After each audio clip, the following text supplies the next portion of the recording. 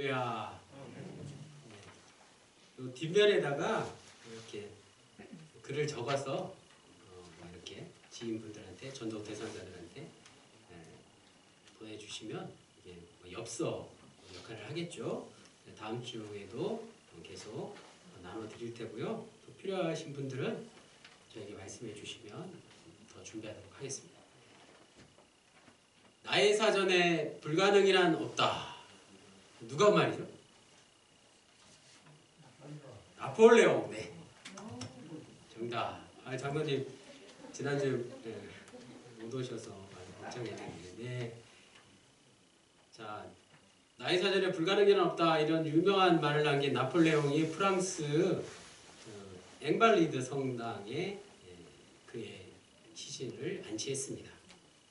그래서 그 성당을 그냥 나폴레옹 무덤이라고 부릅니다. 성당 정면에 있는 그 계단을 타고 밑으로 내려가다 보면 그 지하 입구에 큰 글씨로 나폴레옹의 유언이 새겨져 있어요. 잘 들어보십시오. 나는 나의 유해가 센 강변, 내가 그토록 사랑했던 프랑스 국민 한가운데서 안식을 취하길 원한다. 나폴레옹의 유언을 큰 글씨로 그의 무덤 입구에 프랑스 국민들이 새겨놓은 것이죠. 과연 그럴까요? 나폴레옹이 프랑스 국민들을 과연 사랑했을까 말입니다. 나폴레옹이 프랑스의 정치적 주권을 장악한 후에 무려 16년을 통치했습니다. 독재를 한 것이죠. 그의 야망, 잘못된 야망으로 인해서 목숨을 잃은 사람들은 헤아릴 수조차 없이 많습니다. 마지막 러시아에까지 원정을 가서 전쟁을 치렀는데 6개월 사이에 무려 50만 명의 프랑스 군인들 그리고 국민들이 희생을 당했습니다. 나폴레옹이 국민들을 진정 사랑한 게 맞나요? 나폴레옹은 그의 유언대로 프랑스 국민들을 사랑했다고 합니다. 그토록 사랑했다고는 합니다. 그런데 그것은 결코 사랑이라고 말할 수는 없는 것입니다. 사랑이긴 해요. 프랑스 국민을 사랑한 게 아니라 자기 자신의 야망을 사랑한 것이죠. 그는 자신의 야망을 사랑했기 때문에 그 야망을 이루기 위해서 프랑스 국민의 생명과 재산을 도구로 삼았다는 게 더 중요한 것이죠. 그것을 알아요. 그는 뭔가 단단히 잘못 알고 있었던 것입니다. 사랑이라는 것에 대해서 잘못 알고 있었던 것입니다. 열정이라는 것도 잘못된 열정이 분명히 있다는 것입니다. 더더욱 안타까운 게 무엇입니까? 나폴레옹의 착각으로 끝이 아니라 프랑스 국민들 역시 나폴레옹의 무덤 입구에 나폴레옹의 유언을 떡하니 크게 선명하게 새겨 놓았다는 것은 적어도 나폴레옹의 그 말을 인정한다는 것이죠. 동의한다는 것입니다. 다시 말해서 프랑스 국민들이 자기 자신의 잘못된 야망을 위해서 숱한 인간의 생명을 짓밟은 것을 절대로 그건 사랑일 수 없다고 생각했다면 나폴레옹의 유언을 그의 무덤 입구에 그렇게 새겨놓지는 않았을 테죠. 이것이야말로 오늘 우리가 살고 있는 이 세상의 특징을 한마디로 적나라하게 보여주고 있는 단적인 예입니다. 사랑이라는 것 말이에요. 오늘 우리가 살고 있는 이 세상은 사랑의 이름으로 다른 사람을 못 살게 굴고 죽이기까지 한다는 사실. 무수히 많은 사람을 죽이고도 사랑이라고 주장하는 세상을 우리가 살고 있습니다. 사랑이 왜곡된 세상 말이에요. 그래서 수십만 명의 그 수많은 사람들의 목숨을 유린한 나폴레옹은 프랑스 국민을 사랑했노라, 그토록 사랑했노라, 오늘도 그 앵발리드 성당에 가면 당당히 외치고 있습니다. 다른 나라도 아닌 프랑스에서, 프랑스는 가톨릭 국가죠. 더더욱 예배당 안에서 말입니다. 교회 안에서 말이에요. 하나님께 예배를 드리는 곳이 교회라면 참된 사랑의 모습을 보여주는 곳이어야 되지 않겠습니까? 사랑은 구호가 아니라는 것입니다. 사랑의 나눔이 결여된 신앙과 이 말씀, 그것은 오직 자신의 야망을 위한 수단일 뿐입니다. 수많은 사람을 죽이고도 그토록 사랑했다라고 외치는 나폴레옹의 그 공허한 외침처럼 허구일 수밖에 없습니다. 그리고 그런 나폴레옹의 삶은 겉으로 보기에는 화려하지만 속은 텅텅 비어있는, 지금 그 성당 그의 무덤에 안치되어 있는 그 대리석 반처럼 화려하지만 허구일 수밖에 없는 것이죠. 그토록 허구가 많은 삶이 어찌 우리의 신앙과 말씀의 열매일 수 있겠습니까? 우리가 신앙생활의 열매를 무엇으로 맺어야 할까? 자, 그렇지만 오늘 본문 말씀에 우리가 주목할 필요가 있습니다. 반대로 사랑이 구호가 아니고 허구가 아니고 진정 무엇인가를 오늘 본문에 나오는 초대교회의 모습을 통해서 우리가 함께 살펴보겠습니다. 32절 말씀, 믿는 무리가 한 마음과 한 뜻이 되어 모든 물건을 서로 통용하고 자기 재물을 조금이라도 자기 것이라 하는 이가 하나도 없더라. 오늘 말씀의 요절이죠. 오늘 금주의 요절 말씀입니다. 사도행전의 저자 누가는 당시 초대교회가 지향하는 공동체의 성격을 오늘 설교 제목과 같은 한마음 한뜻으로 정의했습니다. 한마음 한뜻이라고 분명하게 강조했습니다. 비슷한 말씀이 이미 한 장 넘겨보시면 사도행전 2장 44절에서 47절까지 이미 언급되어 있습니다. 똑같은 말씀이 나와요. 이거는 초기 기독교뿐만 아니라 오늘 기독교에서도 빼놓을 수 없는 것이기 때문입니다. 기독교는 태생부터 자신들이 객관적이고 보편적이고 상식적이다라는 것에서 벗어나지 않으려고 노력했고 그것을 증명하려고 노력했다는 사실이죠. 한마디로 초대교회는 이상한 집단이 아니라는 거예요. 사이비 종교 집단이 아니라는 것입니다. 오늘날 교회가 세상 사람들이 보기에 뭐 이상한 집단이 아닌 것과 마찬가지입니다. 오늘날 교회를 표현하는 말 가운데 여러 가지가 있지만 가장 보편적인 것은 뭐가 있을까요? 사랑의 공동체일 수 있겠죠. 사랑의 공동체라는 이 말을 가장 먼저 언급한 이는 고대 그리스의 철학자 아리스토텔레스였습니다. 그가 사랑의 공동체를 이미 그 오랜 전에 이야기했다는 것이죠. 그런데 사랑의 공동체라고 표현하지 않고 헬라어 원어에는 오늘 말씀의 제목 바로 한 뜻, 한 마음, 한 뜻 공동체라고 말한 것이죠. 그리고 또 독일의 종교개혁가 마르틴 루터는 이 한 마음 한 뜻을 한 영혼, 하나의 영혼 공동체라고 또 말했습니다. 그래서 사랑의 공동체라는 뜻은 한 마음 한 뜻 공동체, 한 영혼 공동체와 다 연관되는 같은 표현이라고 할 수 있습니다. 이것이야말로 교회의 정체성을 잘 말해주는 단어들입니다. 초대교회의 그 성격을 잘 말해주는 이런 용어들은 그 공동체가 어떤 일을 했는지, 그 공동체를 이루고 있는 뼈대, 토대가 무엇인지를 오늘 우리에게 확실하게 말씀해주고 있다는 것이죠. 그것을 오늘 본문에서 뭐라고요? 한 마음 한 뜻이다. 또 고대 철학자는 사랑의 공동체다. 또 종교개혁가 마르틴 루터는 영혼의 공동체다. 이렇게 번역하고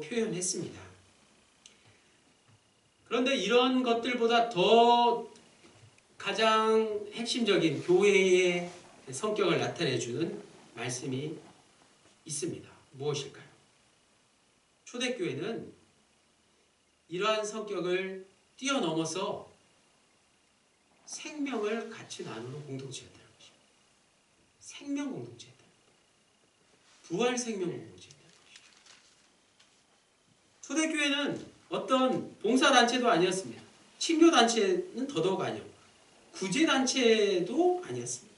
선교단체의 그 이상이었습니다. 생명을 향한 영혼 공동체입니다.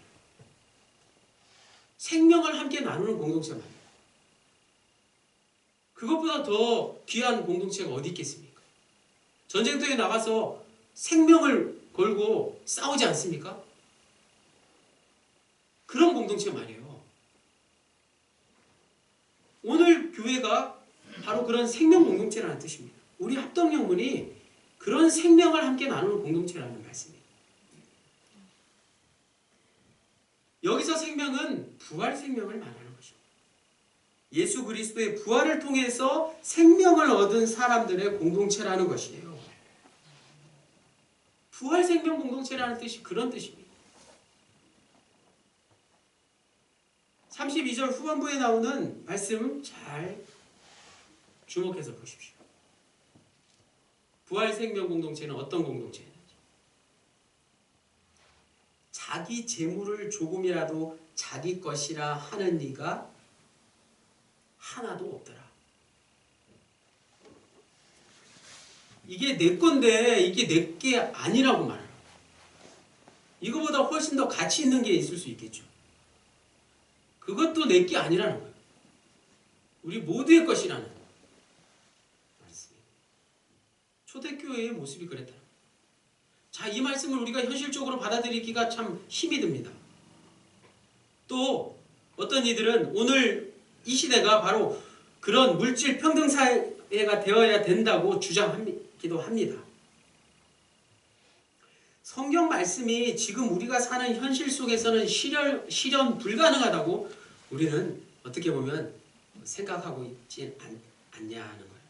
성경과 삶을 완전히 분리해서 신앙과 일상을 분리해서 신앙은 신앙대로 삶은 삶대로 따로 못 받잖아. 그렇게 살아가는데 우리가 너무 익숙해져 있지 않나. 중요한 것은 성경이 말하고자 하는 그 말씀의 뜻을 제대로 알아야만 한다는 것입니다. 성경이 말하고자 하는 그 말씀의 뜻이 분명해져야지만 우리의 삶 속에서 그것을 드러낼 수 있다는 거예요.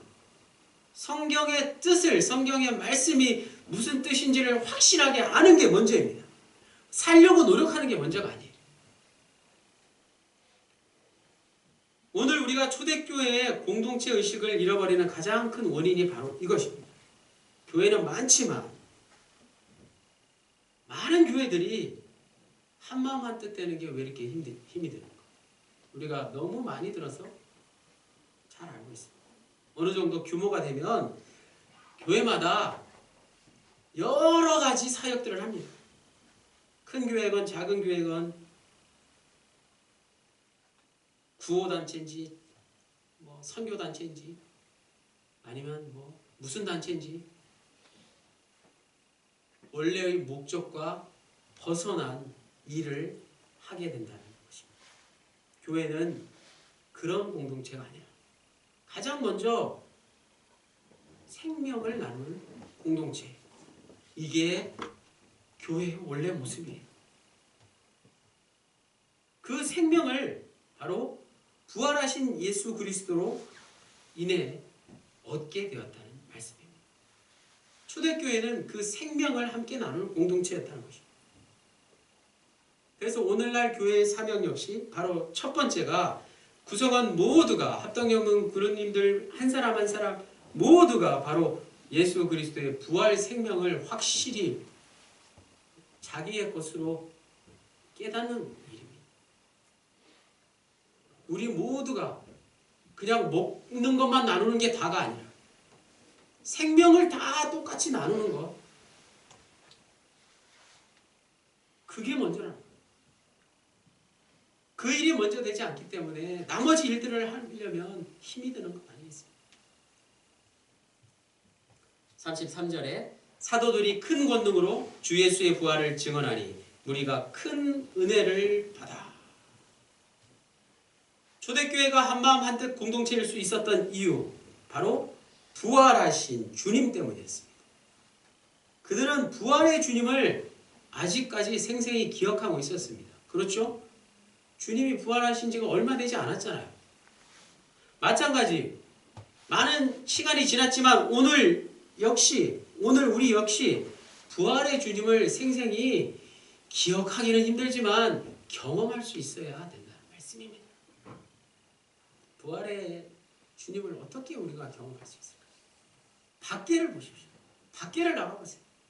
한 주간 저는 봄 햇살이 가득한 저 합덕영문의 뜰을 걸으면서 주님의 부활을 정말 몸소 날마다 경험했습니다. 또 제 몸에 분신과 같은 아이들 있잖아요. 영찬이와 영인이를 볼 때마다 부활의 주님이 또 생각이 납니다. 아이들 등굣길, 등원길에 피어나는 꽃들을 보면서 그 잡초들 사이로 피어오르는 그 보랏빛색의 그 제비꽃 있잖아요. 제비꽃이 얼마나 아름다운지. 또 할미꽃이 이제 할미꽃이 좀 늦게 피는지 봉우리를 이렇게 피우기 직전에 있더라고요. 또 우리 복지관 앞에 나무들 보세요. 저 큰 나무에서 저렇게 아름다운 목련꽃이 필지 꿈에도 몰랐어요. 또 복숭아, 들복숭아 꽃도 피고 동백꽃은 이미 피었고요. 또 매화꽃이 또 듬성듬성 피어 있습니다. 이름 모를 꽃봉오리들을 바라보면서 저는 부활을 생생히 경험합니다. 분명히 기억합니다. 제가 이맘때 꼭 읽는 문학 책이 있습니다. 톨스토이의 부활이라는 책이 바로 이렇게 시작합니다.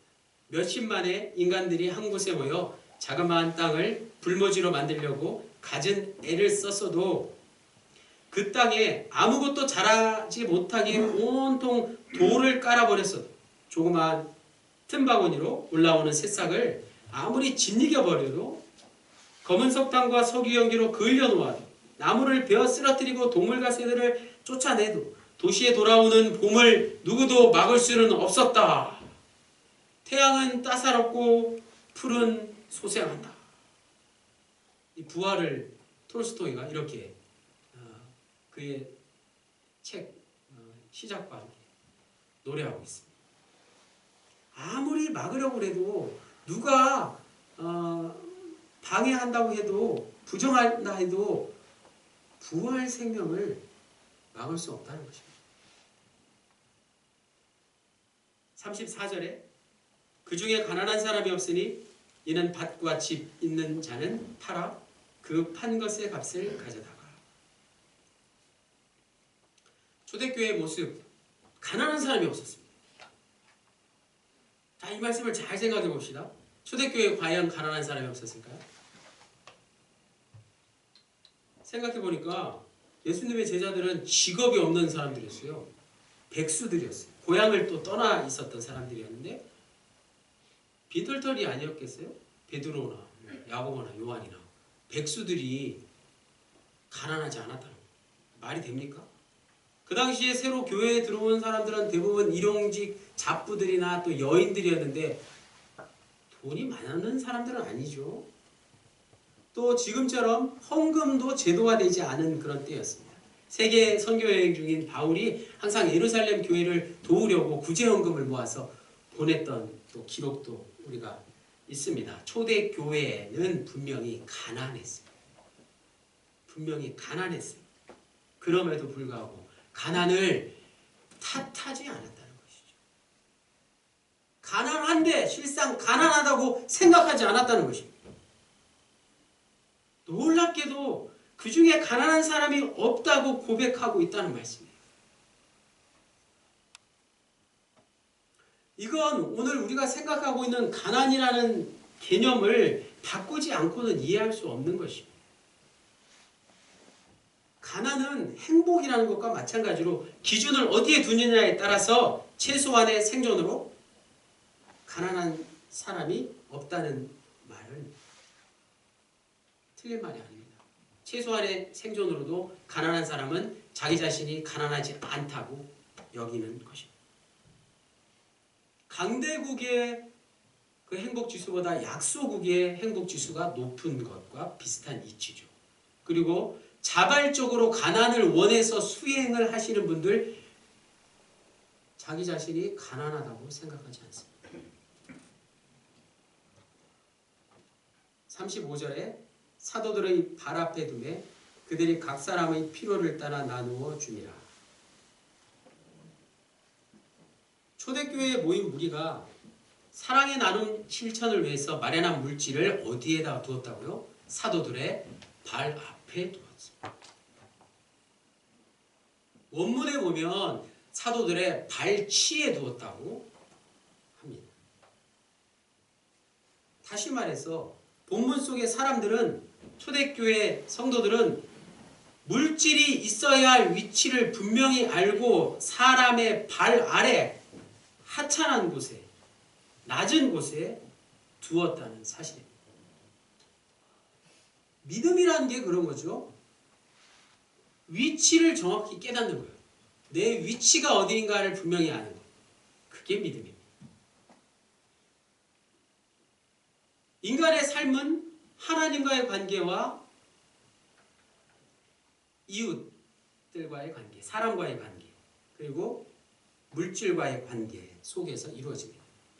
하나님과의 관계, 사람과의 관계, 물질과의 관계, 이 세 가지 관계를 통해서 우리가 살고 있다는 것이죠. 따라서 하나님과 사람과 물질, 이 세 관계의 위치를 어떻게 설정하느냐에 따라서 그 사람의 인생은 완전히 달라지는 것입니다.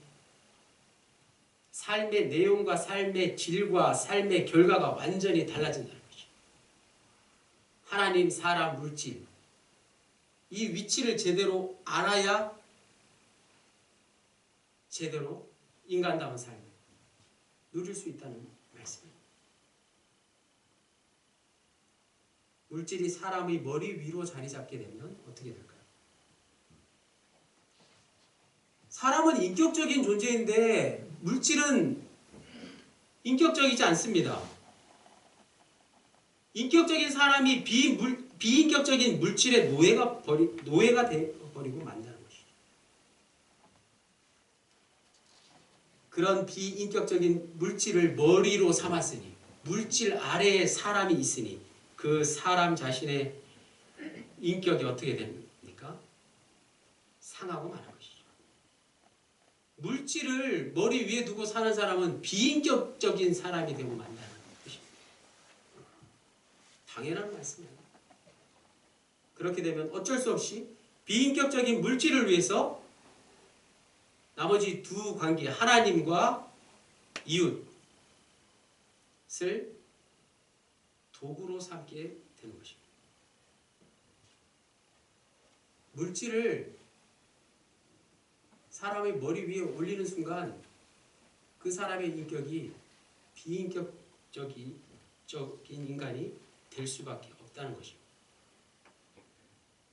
물론 이런 설교를 하는 저 역시 물질적으로 풍요롭게 살기를 원하는 마음이 있습니다.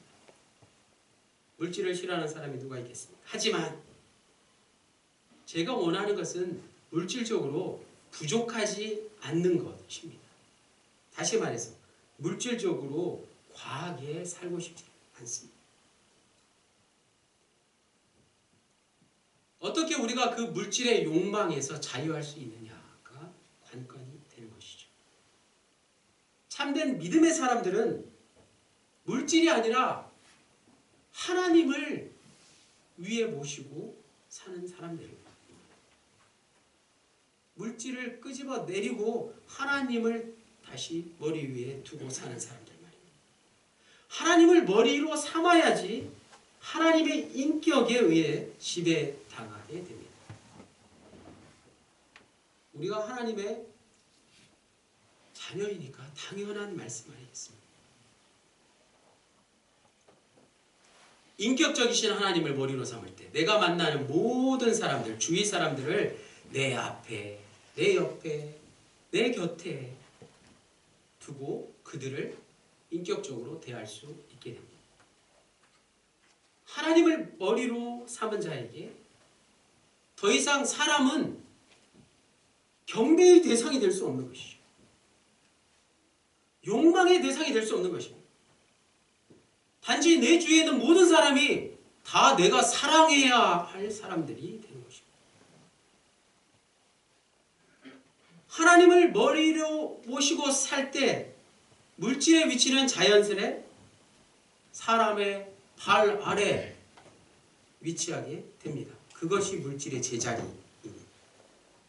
하나님을 머리 위로 모신 자에게 물질이란 하나님과 사람을 섬기는 도구에 지나지 않게 되는 것이죠.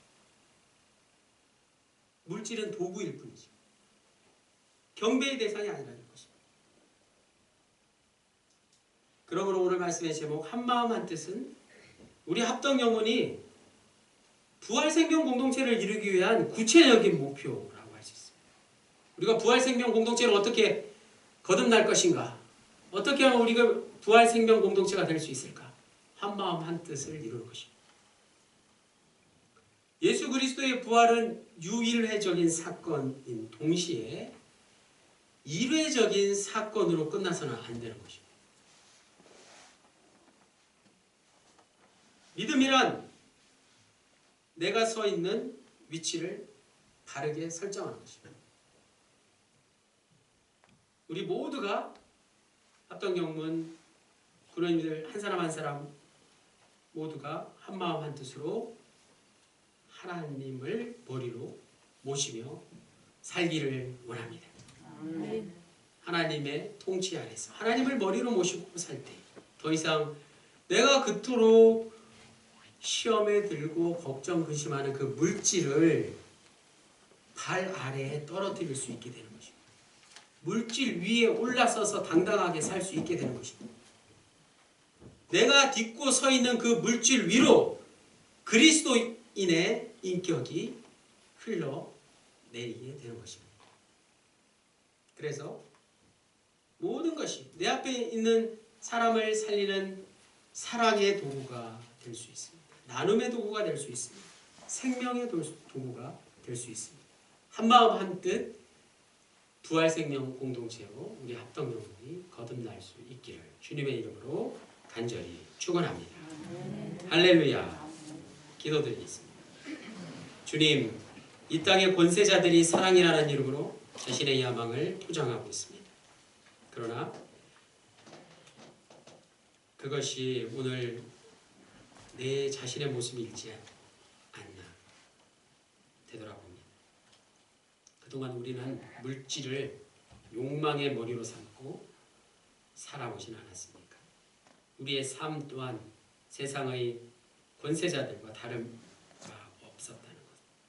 그들의 모습처럼 결국엔 허무해진다는 것을 이 시간 분명히 깨닫기 원합니다.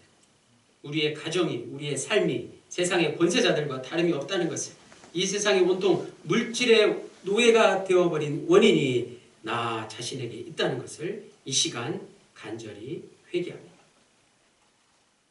하지만 오늘 말씀을 통해서 우리 모두 다시 한번 하나님의 백성으로, 하나님의 자녀로, 한마음 한뜻으로 하나님을 머리로 모시고 살아가는 자들 되기를 원합니다. 물질의 아래쪽에서 사는 것이 아니라 물질을 발 아래에 두고 사는, 물질 위에 올라서는 물질의 지배자가 되게 해주십시오. 물질 때문에 사람을 해코지 하는 자가 아니라 물질로 내 주위에 있는 사람들을 섬기는 참된 그리스도인들이 되게 도와주십시오. 믿음이란 나의 삶 속에서 모든 위치를 바르게 설정해 가는 것임을 잊지 않게 도와주십시오. 그리하여 우리의 인생이 이 시대의 병든 자들을 치유하는 건강한 사역이 되어서 우리네 생명이 다하는 날 이 세상의 허무한 모든 것들을 다 뛰어넘는 부활 영광에 이르게 도와주십시오. 예수 그리스도의 이름으로 기도드립니다. 아멘.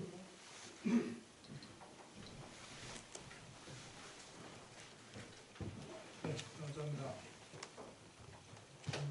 찬송가 다 같이 일어나셔서 찬송가 16장 우리를 하는 사람이 있을까요?